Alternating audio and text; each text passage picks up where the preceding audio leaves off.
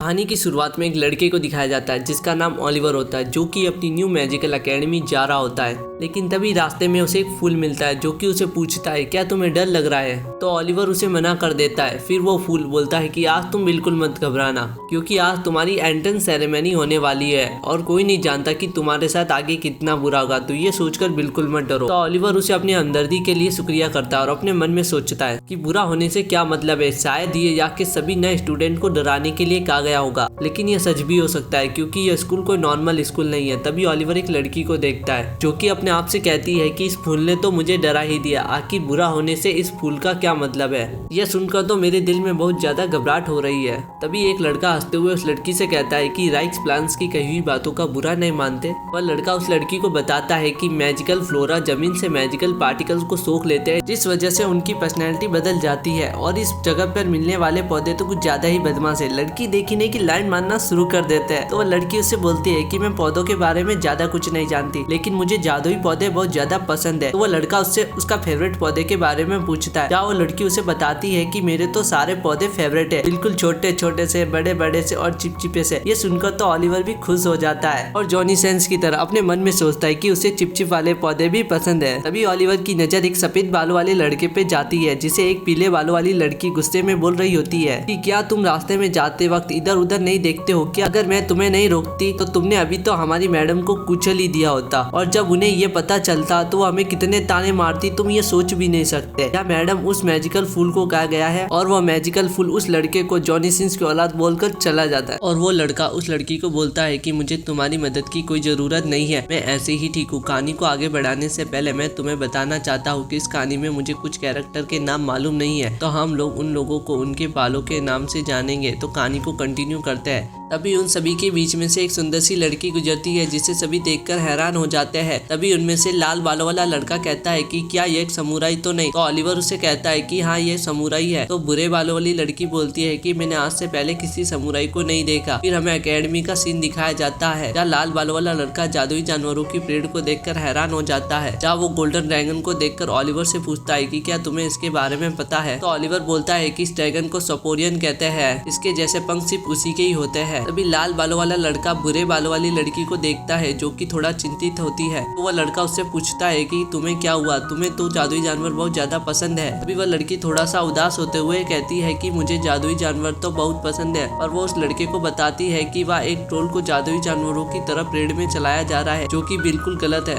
ऐसा बिल्कुल नहीं होना चाहिए। तो वह लड़का उस लड़की से कहता है कि ट्रोल हमारी भाषा नहीं जानते और वो इंसानों को देखकर उन पे हमला भी कर देते हैं, आखिर हम लोग उन्हें ट्रेड नहीं करे तो क्या उनका अचार बनाए? तो वह लड़की उस पे चिल्लाते हुए कहती है कि हम इंसान उनके घरों को बर्बाद कर देते हैं, जिस वजह से वह हमारे ऊपर हमला करते हैं, और यह कोई नहीं जानता कि वो कितने रहम दिल होते हैं। इसी तरह वो दोनों थोड़ी देर तक आपस में एक दूसरे पर चिल्लाते रहते हैं। पास में खड़ा सफेद बाल वाला लड़का उन दोनों से कहता है कि क्या तुम दोनों अपनी ये फालतू की बकवास बंद कर सकते हो, तुम्हारी वजह से मुझे पढ़ने में दिक्कत हो रही है। तो वे दोनों उस लड़के से माफी मांगते हैं। तभी ओलिवर उनसे कहता है कि क्या हम लोग एक दूसरे का नाम आपस में जान सकते हैं? तो बुरे बाल वाली लड़की उन्हें अपने बारे में जैसे ही बताने वाली होती है, लेकिन एक लड़की चुपके से उस पर मैजिक कर देती है, जिस वजह से वो लड़की परेड की तरफ भागने लगती है। तो ओलिवर उसे परेड के ज्यादा पास जाने के लिए मना करता है, लेकिन वह लड़की उसे चिल्लाते हुए कहती है कि मैं खुद परेड के पास जाना नहीं चाहती, लेकिन मेरे पैर रुकने का नाम ही नहीं ले रहे। तो लाल बालों वाला लड़का ओलिवर से कहता है कि शायद ये किसी का जादू हो सकता है, और वो दोनों भी उसे बचाने के लिए चले जाते हैं। तभी पीले बालों वाली लड़की सफेद बालों वाले लड़के से पूछती है कि आखिर हुआ क्या? तो वो लड़का उसे जवाब देते हुए कहता है कि मुझे नहीं पता कि क्या हो रहा है, और वो दोनों भी उस लड़की को बचाने के लिए भागने लगते हैं। और वहाँ खड़े सभी लोग आपस में ये बात करने लगते हैं कि यहाँ कोई शो तो नहीं चल रहा। तभी वो लड़की ट्रोल के ज्यादा पास जाकर गिर जाती है, और जैसे ही वो ट्रोल उस पर अटैक करने वाला होता है, तभी वहाँ पर वो समुराई लड़की आ जाती है और वो जोर से चिल्लाती है, जिससे कि वो ट्रोल वहाँ पर रुक जाता है, और समुराई लड़की अपनी तलवार निकालकर उस ट्रोल के सामने खड़ी हो जाती है। तभी समुराई लड़की उस बुरे बालों वाली लड़की से कहती है कि क्या तुम अभी तोड़ने के लायक हो? तो वो लड़की बोलती है कि मेरे पैरों में काफी चोट लगी है, इसलिए मैं यहाँ से भाग नहीं सकती। तो समुराई लड़की उस लड़की से कहती है कि जब तक मैं ना कहूँ तब तक अपनी जगह से बिल्कुल मत हिलना। तभी ओलिवर और उसके दोस्त वहाँ पर आ जाते हैं तो सफेद बालों वाला लड़का उनसे कहता है कि क्या ये समुराई लड़की उस ट्रोल से लड़ने वाली तो नहीं। तभी पीले बालों वाली लड़की उस ट्रोल पर एक अटैक कर देती है जिससे उस ट्रोल को कुछ भी नहीं होता। तभी पीले बालों वाला लड़का कहता है कि हमें एक साथ अटैक करना चाहिए, लेकिन ओलिवर उन्हें रोकते हुए कहता है कि हम सभी इतने ताकतवर नहीं है कि इस पर हमारी मैजिक का कोई असर हो सके। तो पीले बालों वाला लड़का ओलिवर से कहता है कि हम उसे इस तरह मरते हुए तो नहीं देख सकते। तो ओलिवर उन तीनों से कहता है कि अगर तुम पवन मंत्र इस्तेमाल कर सकते हो तो मेरे पास एक प्लान है, तुम एक तेज आंधी लेकर आओ और मेरे बताए गए टारगेट पर उसे दे मारो। तो पीले बालों वाली लड़की ओलिवर से कहती है कि मुझे नहीं लगता कि शायद आंधी से कुछ होगा। तो ओलिवर उन तीनों से कहता है कि हमारे पास वक्त बिल्कुल भी नहीं है, इसलिए जो कुछ भी मैं कहूँ बस उसे कर दो। तो वो तीनों उसकी बात मान लेते हैं और एक तेज आंधी लेकर आते हैं। तो ओलिवर उसी का फायदा उठाकर एक मैजिकल अटैक उस तूफान के भवंडर में कर देता है, जिस वजह से वहाँ पर एक ड्रैगन आ जाता है जो कि इनविजिबल होता है और वो ट्रोल के कानों में जोर से चिल्लाता है, जिससे उस ट्रोल का ध्यान थोड़ी देर के लिए हट जाता है। तभी ओलिवर उन सभी लोगों से चिल्लाते हुए कहता है कि जल्दी यहाँ से हटो, लेकिन वह समुराई लड़की उस ट्रोल पर चढ़कर अपनी तलवार से अटैक कर देती है, जिससे कि वो ट्रोल वहाँ पर बेहोश हो जाता है। और तभी वह लड़की वहाँ पर उन चारों को ड्रैगन की वॉइस का अटैक करने पर शुक्रिया करती है और कहती है कि तुम्हारी इस ड्रैगन की वॉइस से तो मैं एंट्रेंस सेरेमनी के शुरू होने से पहले ही डर गई थी। फिर हमें मैजिकल एकेडमी का सीन दिखाया जाता है जहाँ लाल बालों वाला लड़का सफेद बालों वाले लड़के से कहता है कि अरे यार क्या फायदा इतनी दूर तक आने का जब इधर आकर अलग ही होना था। तो सफेद बालों वाला लड़का उससे कहता है कि शायद मैं भी तुमसे अलग हो गया होता तो चैन की सांस ले रहा होता। फिर हमें ओलिवर को देखते हैं जो कि उस समुराई लड़की से कह रहा होता है कि जब तुम उस ट्रोल के सामने थी तो क्या तुम्हारे मन में उस वक्त कोई प्लान नहीं था। तो समुराई लड़की उसे हंसते हुए कहती है कि हाँ मेरे मन में कोई प्लान नहीं था और मेरी तलवार में भी इतनी धार नहीं थी कि मैं उस ट्रोल को हरा सकती थी। तभी टीचर अनाउंस करते हुए कहता है कि अब कोई आवाज नहीं करेगा और तभी वहाँ पर अकेडमी की प्रिंसिपल आ जाती है जो कि अपना नाम एस्मेराल्डा बताते हुए कहती है कि परेड में जो कुछ हुआ उसके लिए मैं माफी मांगती हूँ और जो ट्रोल बेकाबू हो गया था उस पर काबू कर लिया गया है और घायल स्टूडेंट का भी इलाज करा दिया गया है। दूसरी तरफ वो समुराई लड़की ओलिवर से कहती है कि मुझे इन्हें देखकर ही पसीने छूट रहे हैं, मुझे लगता है कि शायद ये कोई ताकतवर औरत रही होगी। दूसरी तरफ वो प्रिंसिपल सभी स्टूडेंट को भाषण देते हुए कहती है कि किम्बर्ली मैजिकल एकेडमी यह एक ज्ञान का मंदिर है जहाँ आप सब लोग 7 साल यही बिताएंगे। इसका मतलब है कि तुम्हारा मरना और जीना तुम्हारे हाथ में होगा। आगे वो उन सबसे कहती है कि अगर तुम में से किसी को कुछ पूछना हो तो पूछ सकता है।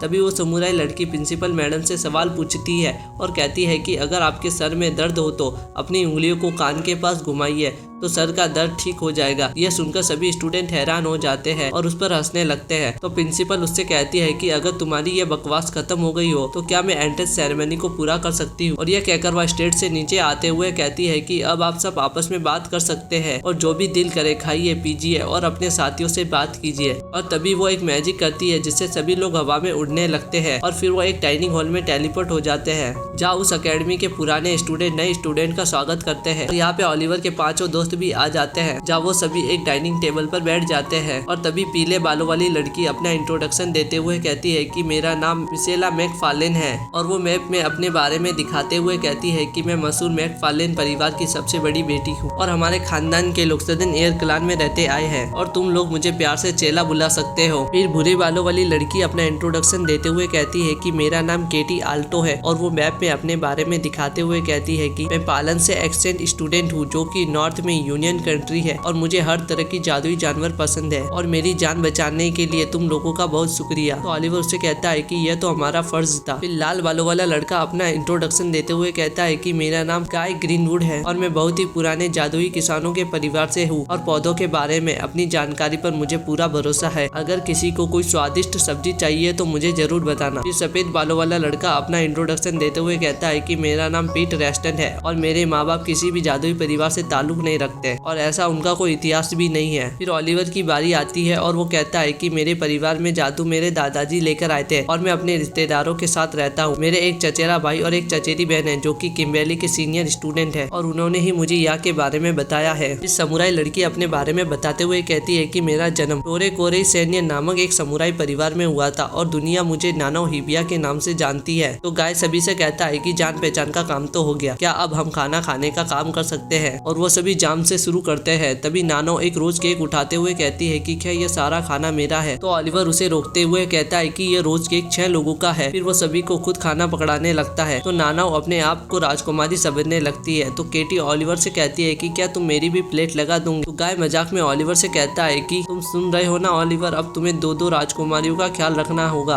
फिर हमें सुबह की 5 बजे का सीन दिखाया जाता है, जहाँ ऑलिवर सुबह जल्दी उठ गया था और पीट के पास जाकर उसे गुड मॉर्निंग करता है। फिर हमें एक छोटा सा फ्लैशबैक दिखाया जाता है, जहाँ पीट को यह मालूम पड़ता है कि ऑलिवर उसका रूममेट है। तो वो थोड़ा सा गुस्सा हो जाता है और बोलता है कि प्लीज तुमसे विनती है कि मुझे किसी भी काम में डिस्टर्ब मत करना। फिर सीन वापस प्रेजेंट में शिफ्ट होता है, जहाँ ऑलिवर तैयार होकर गार्डन में जाता है। तभी ऑलिवर को एक लड़की की आवाज सुनाई देती है, जो कि उससे बोल रही होती है कि तुम बहुत जल्दी उठ गए, तुम्हें नींद नहीं आ रही क्या। तो ऑलिवर से कहता है कि मुझे तो सुबह के सन्नाटे में इस पूरी एकेडमी को देखना था। और वो उससे कहता है कि तुम कौन हो। तो वो लड़की उसे बताती है कि मैं एक सीक्रेट एजेंट हूँ और मुझे तुम्हारे भाई ने भेजा है, क्योंकि उन्हें तुम्हारी बहुत चिंता हो रही थी। तो ऑलिवर उससे कहता है कि क्या तुम हमेशा मेरा पीछा करोगी। तो वो लड़की उसे मना कर देती है। तो ऑलिवर उससे पूछता है कि मैं तुम्हें किस नाम से बुलाऊं। तो लड़की उसे कहती है कि तुम मुझे टेरेसा कॉस्ट बुला सकते हो और जब भी तुम्हें कोई जरूरत पड़े तो मुझे बुला सकते हो। यह कहकर वो वहाँ से चली जाती है। फिर हम देखते हैं कि ऑलिवर एक फाउंटेन के पास से जा रहा होता है, जहाँ पर वो नानाओं को नहाते हुए देख लेता है और तुरंत अपने मैजिक से फाउंटेन की चारों तरफ एक ब्लैक शील्ड बना लेता है। और फिर ऑलिवर उसे हैरान होते हुए कहता है कि क्या तुम्हें नहाने के लिए यही जगह मिली थी, और वैसे भी सुबह का टाइम है और यहाँ पर लड़के आते जाते रहते हैं, तुम जल्दी से बाहर आ जाओ। तभी नानाओ बिना कपड़े के फाउंटेन से बाहर आ जाती है और वो ऑलिवर से कहती है कि मैं तो अपने कपड़े लाना भूल गई। तो ऑलिवर उसे अपना कोट उतार कर दे देता है। अगले दिन सभी लोग ब्रेकफास्ट करने के लिए कैंटीन की तरफ आ जाते हैं। तो गाय नानाओ से कहता है कि वाओ नानाओ, आज तो तुमने अपनी यूनिफॉर्म पहनी है। तो नानाओ उसे बताती है कि यह तो मुझे कल रात को ही मिल गई थी, और वो सबसे कहती है कि इसे पहनने के बाद मैं सच में जादूगरनी लग रही हूँ। तो ऑलिवर नानाओ को देखकर सुबह की बात याद करता है, जब वह फाउंटेन के पास नहा रही थी। तभी गाय ऑलिवर से मजाक में कहता है कि ऑलिवर तुम्हारे कपड़े नीचे से गीले हो गए हैं। तो ऑलिवर से घबराते हुए बोलता है कि ये सिर्फ तुम्हें लग रहा है। तभी पीट सबसे बोलता है कि हमें जल्दी से ब्रेकफास्ट कर लेना चाहिए, क्योंकि आज हमारा पहला दिन क्लासेस से भरा हुआ है और हम यहाँ खड़े खड़े टाइम वेस्ट नहीं कर सकते। तो नानाओ कहती है कि मैं तुम्हारी एक्साइटमेंट को समझ सकती हूँ और मैं भी जानने के लिए काफी ज्यादा एक्साइटेड हूँ कि आखिर जादू की क्लास होती कैसी है। फिर पहला परेड स्टार्ट होता है, जो कि तलवारबाजी की कला का होता है। टीचर सभी स्टूडेंट का वेलकम करता है और कहता है कि क्लास स्टार्ट करने से पहले क्या तुम में से मुझे कोई ये बता सकता है कि तलवारबाजी क्या होती है। तो पीट अपना हाथ खड़ा करता है और मास्टर कार्लिन से कहता है कि मैं आपको बता सकता हूँ। तो टीचर उससे कहता है कि हाँ ठीक है, लेकिन सबसे पहले तुम अपना नाम बताओ। तो वो सबको अपना नाम बताता है, लेकिन उसके पीछे खड़े कुछ बच्चे उसका मजाक बना रहे होते हैं, जो आपस में बात करते हुए कहते हैं कि ये तो पहले ही दिन टीचर का कुत्ता बनने की कोशिश कर रहा है, और उस पर बहुत ज्यादा हंसने लगते हैं। तो पीट सभी को बताता है कि तलवारबाजी की कला, इन तलवारों का इस्तेमाल 400 साल पहले से शुरू हुआ था, जब एक बहुत ही फेमस मैजिशियन एक नॉन मैजिशियन के साथ बैटल में हार जाता है, और तब से सारे जादूगर तलवारों को अपने पास रखने लगे ताकि वे पास से होने वाले अटैक का सामना कर सके। तो कार्लिन उसके लिए ताली बजाते हुए कहता है कि हर साल क्लास के पहले दिन हम उन 2 लोगों को तलवारबाजी करने का मौका देते हैं जो कि पहले से लड़ना जानते हो, इसलिए वह सभी से पूछता है कि क्या कोई पार्टिसिपेट करना चाहेगा। तो नानाओ तुरंत अपना हाथ खड़ा करते हुए कहती है कि मैं लड़ना चाहूंगी। तो कार्लिन उसकी हिम्मत की दाद देते हुए कहता है कि क्या तुम्हें तलवार चलाना आता है। तभी पीछे से एक बंदा आता है, जो कि मिस्टर कार्लिन से कहता है कि मेरा नाम रिचर्ड एंड्रयूस है और मैंने सुना है कि इसने तलवार के सारे एक ट्रोल को हराया था, तो इसके लिए यह एक परफेक्ट मौका है कि वह हम सबको दिखाए कि वह किस तरह से लड़ती है। तो ऑलिवर अपने मन में सोचता है कि यह बंदा सिर्फ अपनी पावर को लोगों को दिखाना चाहता है और उन्हें ये बताना चाहता है कि वह नानाओं से कितना ज्यादा ताकतवर है। तो ऑलिवर भी नानाओं से लड़ने के लिए अपना हाथ खड़ा करता है। तो एंड्रयूस ऑलिवर से कहता है कि तुम जो कोई भी हो पीछे हट जाओ, पहले मैंने कहा था। तो ऑलिवर उससे पीछे हटने के लिए कहता है और कहता है कि हमारे बीच एक रिश्ता है और मैं भी उस लड़ाई में उस ट्रोल से लड़ा था। तो एंड्रयूस उससे बोलता है कि तुम्हें इस बात का बहुत घमंड है कि तुम उस लड़ाई में शामिल थे, और कहता है कि ऐसी सिचुएशन को हमें टीचर और सीनियर्स पर छोड़ देना चाहिए। तो ऑलिवर बोलता है कि अगर तुम्हारे सामने हमारा कोई साथी कुचला जाने वाला होगा तब भी तुम ऐसा ही करोगे। तो एंड्रयूस ऑलिवर की बातों पर गुस्सा हो जाता है। तभी चेला एंड्रयूस को चैलेंज देते हुए कहती है कि अगर तुमने मुझे हरा दिया तो सब लोग तुमसे काफी ज्यादा इम्प्रेस हो जाएंगे, और कहीं तुम्हें मुझसे लड़ने में डर तो नहीं लग रहा। तो एंड्रयूस उससे कहता है कि बिल्कुल नहीं, और ऑलिवर मदद के लिए चेला को अपने मन में थैंक्स कहता है। फिर कार्लिन अनाउंस करते हुए कहते हैं कि ठीक है, तो पहला मुकाबला मिस नाना और मिस्टर ऑलिवर के बीच होगा, इसके बाद दूसरा मुकाबला मिस्टर एंड्रयूस और मिस मैकफार्लिन के बीच होगा।